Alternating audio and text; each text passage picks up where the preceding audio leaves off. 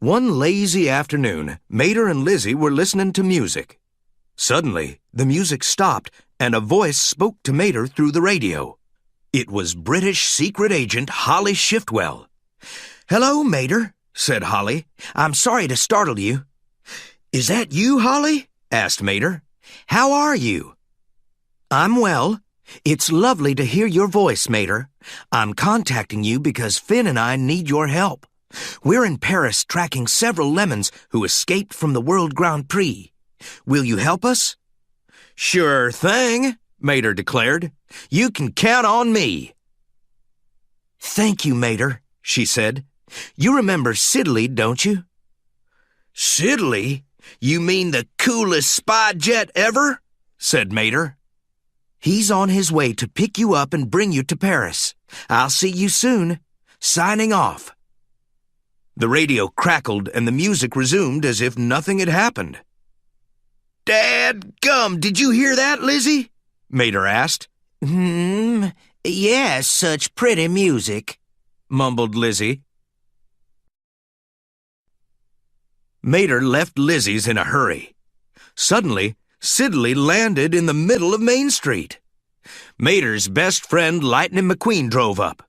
"Mater, what's going on?" he asked. "I'm going on a secret mission to Paris," whispered Mater. "Hey, you want to come too?" "Paris? Well, sure," said Lightning, still amazed that there was a plane in the middle of Main Street. "Woo-wee! Me and Lightning is a super secret spy team," hollered Mater. Lightning had never been on a spy jet before.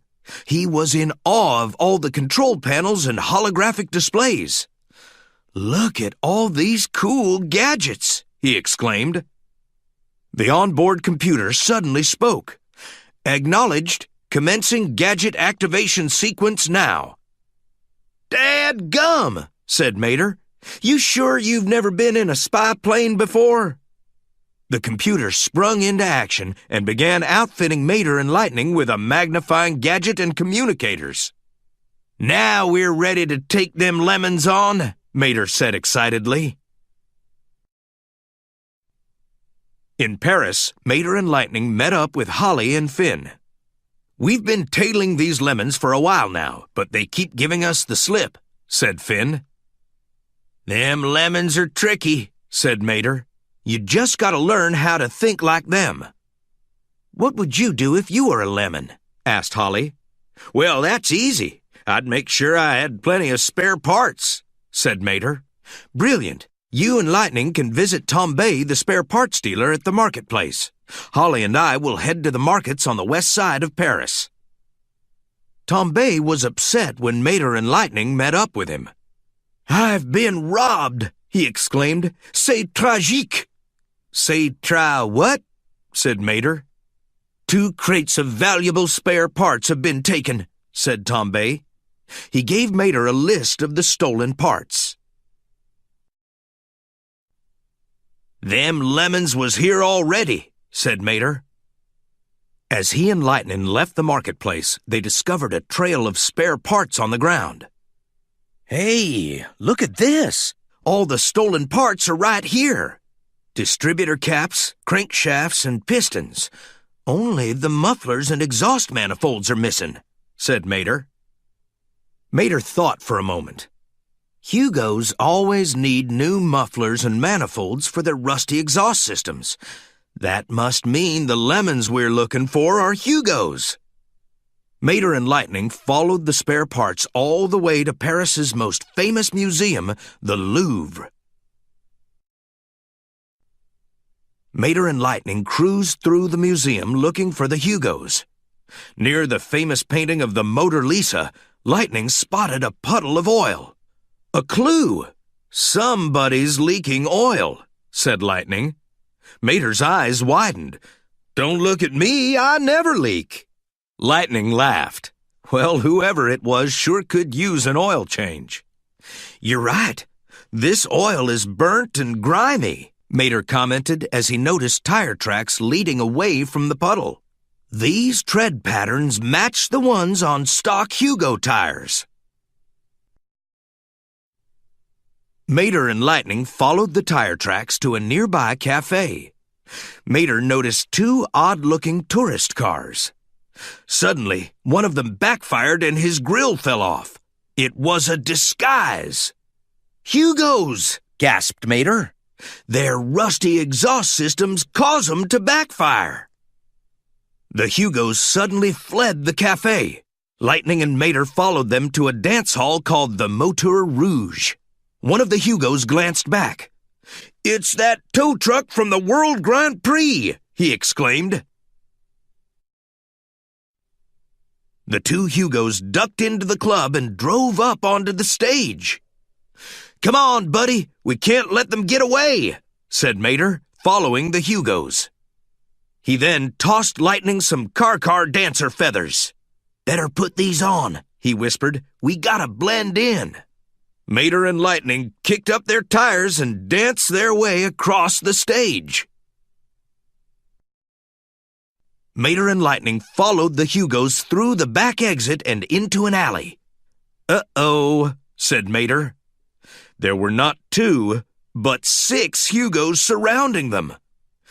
"We're gonna get rid of you once and for all, tow truck, and your race car friend, too," yelled one of the Hugos. The Hugos charged forward. They tried to ram Lightning from the side, but he was too quick and caused them to crash into each other. 2 more sprayed knockout gas, but Mater spun his tow hook. It blew the gas back at the Hugos. The 2 thugs instantly passed out. "We'd better split up, buddy," Mater told Lightning. "You go that way, and I'll go this way."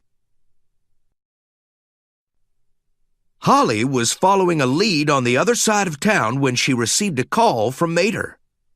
"We found the lemons!" Mater announced proudly. "Well done!" Holly exclaimed. "Where are they?" "Right behind us," Mater replied, "and they don't look happy." "I'm locking on to your location now. Finn and I will be there soon," Holly reassured him. "Wait, I got an idea," Mater shouted excitedly. "Meet us at the top of the Eiffel Tower." Mater then contacted Lightning and told him the plan. "Gotcha, buddy," said Lightning. "I'm on my way."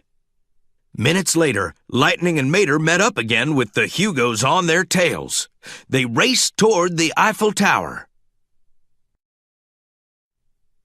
Mater and Lightning led the Hugos all the way to the top of the Eiffel Tower. Exhausted, the Hugos tipped over and passed out. "Good job, Super Spy Lightning McQueen. We wore 'em out." "You never cease to amaze me," said Finn. "Brilliant," said Holly, smiling. "Hey, guys, I've got another mission for us," said Lightning. "Are we gonna do more car dancing?" asked Mater. "Even better," said Lightning. "We're going to the races at Le Mans." "Woo-hoo!" exclaimed Mater. "Now you're talking, buddy."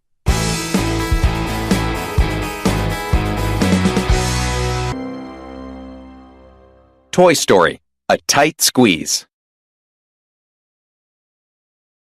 "Okay," Woody called to all the toys in Andy's room. "The coast is clear." It was early morning, and Andy had just left for school. The toys had the room to themselves for the whole day. Woody was excited to play a game called Sardines. "It's like hide and seek," he said, "except when you're it, you hide and everyone tries to find you. Then, when someone does, you both hide, and so on." "So, by the end of the game, everyone is hiding together in one spot?" Jessie asked, confused. Woody nodded. "Right, except for the last toy left. In the next game, that toy is it, the one who hides." "First, let's decide who's it," said Woody. He thought of a number between 1 and 100, and Ham guessed the number closest to it. "Okay, everybody close your eyes and count to 25 while Ham hides," Woody called. While the toys closed their eyes and counted, Ham hurried to find a hiding place. He considered Andy's toy chest, but that was too obvious. Then, he peeked under Andy's bed, but that was too dark. 18, 19, 20, the toys counted. Ham was running out of time. He ran to Andy's lunchbox and hopped inside. That was close, he sighed as he shut the lid, but it was even darker in there than under Andy's bed. I wonder how long it'll take for someone to find me, thought Ham. But it didn't take long at all. A minute later, a green army man lifted the lid and rappelled in with his whole battalion. The next toy to peek in was Woody, whose eyes lit up when he saw Ham. Could you scooch over? He asked Ham politely, after he jumped in. I'd like to, Ham told him, but I'm already squished. Woody said. This is gonna be a problem. Just then, Jessie hopped in. Yippee, she cried. Found ya! But there was no free floor space for her. She was jammed between Woody and Ham. Things only got worse as more and more toys found the hiding place. Ow, your paw is in my ear, a green army man told Slinky Dog. Buzz heard the toys complaining, and that's when he appeared. By the time Rex found the hiders, there was no way he could fit. No fair, he exclaimed. I found you guys, but there's no room for me to hide here. What do I do now? Shh, everyone will know where we're hiding, Woody warned. But it was too late. The rest of the toys were already hurrying over to the overstuffed lunchbox. Oh well, Woody laughed. Everyone's found us, so this game's over. Everybody out. One by one, the toys tumbled out of the lunchbox. Couldn't you have picked a bigger place, Ham? Rex asked. Ham's cheeks blushed red as the toys waited for his reply. Well, yeah, but isn't the point of the game to get squished? Like sardines in a can, he said. The toys thought that over. You've got a point there, Ham, said Buzz. And from then on, every time the toys played sardines, the hider made sure to pick a small hiding place, just to keep things interesting.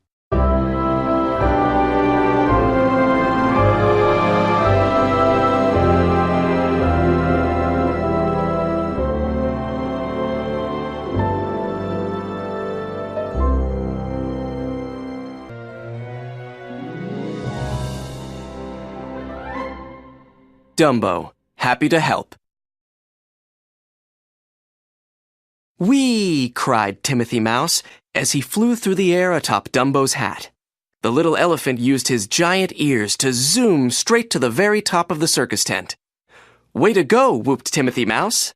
Can we try a loop-de-loop next? Asked Timothy. Dumbo nodded eagerly and flapped his ears to gain speed. Soon he was swooping down, then up, around and down and across the tent again.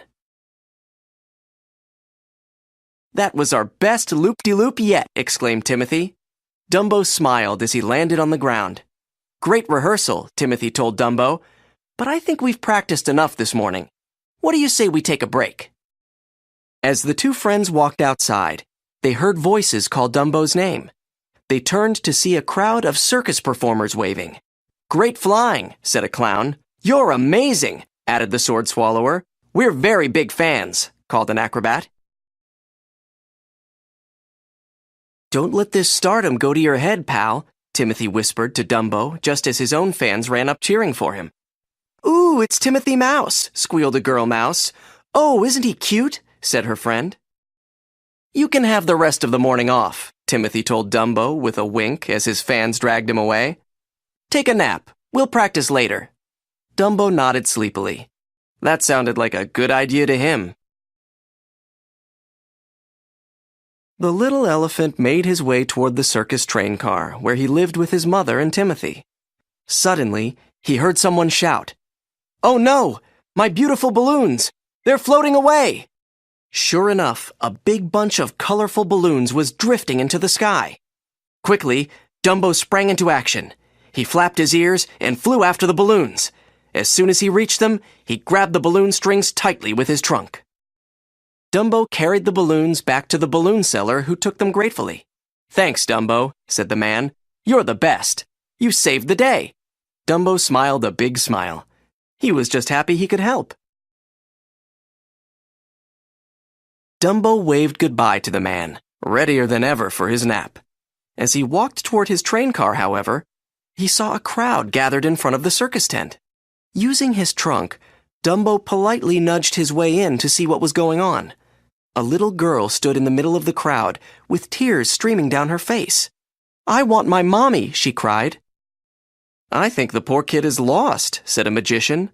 "I bet her mom is just as upset as she is," a juggler said. Even the strong man was feeling sorry for her. "We've got to help her. But how?" he asked. Dumbo walked over and gently tapped the little girl on the shoulder with his trunk. "Great idea, Dumbo," exclaimed the juggler. "You can help the girl find her mother from the air." With the girl on his back, Dumbo flew high above the circus tents. Holding on tight, the girl could see everything, including her mother in the crowd. "There's my mommy," she shouted happily, pointing to a woman on the ground. Dumbo landed, and the girl ran into her mother's open arms. "I was so worried," said the girl's mother. "Thank you, Dumbo. Thank you so much." Dumbo smiled back. He was just glad that he'd been there to help. Now Dumbo was really ready for that nap. But suddenly, a pie whizzed past his trunk. Dumbo turned to see some clowns practicing their pie-throwing act. In no time, they were covered in pink whipped cream from head to toe. "What a mess," said one of the clowns, licking the pie filling from around his lips. "Shower time," said another. Dumbo smiled at the gooey, sticky, pie-covered clowns, and an idea popped into his head.